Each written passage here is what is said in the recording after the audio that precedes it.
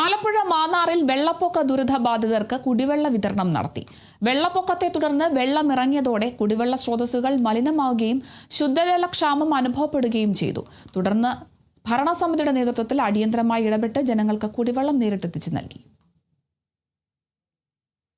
പൈപ്പിനെ ആശ്രയിച്ചിരുന്നിടത്തെല്ലാം തന്നെ കുടിവെള്ളത്തിന്റെ പ്രശ്നം വന്നിരിക്കുന്നു. വാട്ടർ അതോറിറ്റിയുടെ പമ്പിംഗ് സംവിധാനത്തിന് ചില പ്രശ്നങ്ങൾ ഉണ്ടായി എന്നാണ് നമുക്ക് മനസ്സിലാക്കാൻ കഴിഞ്ഞത്. ബന്ധപ്പെട്ട ഉദ്യോഗസ്ഥരോട് തിരക്കിയപ്പം അവിടുത്തെ മോട്ടറിന്റെ ബൈൻഡിംഗ് കത്തിപ്പോയി. അത് നന്നാക്കി ഏറ്റവും പെട്ടെന്ന് തന്നെ വെള്ളം കൊടുക്കുന്നതിനാവശ്യമായ നടപടി സ്വീകരിക്കാമെന്ന് പറഞ്ഞു. എന്നാൽ അതുവരെ കാത്തു നിൽക്കാതെ പഞ്ചായത്ത് അടിയന്തരമായി ഇടപെട്ട് ഈ പ്രദേശങ്ങളിലാകെ തന്നെ വെള്ളം എത്തിക്കുന്ന ഒരു സമീപനവും പ്രവർത്തനവുമാണ് നടക്കുന്നത്. ഇന്നലെ മുതൽ ടാങ്കറിൽ വെള്ളം എത്തിച്ച് മാന്നാറിന്റെ പടിഞ്ഞാറൻ മേഖലകളിൽ കൊടുത്തു തുടങ്ങി.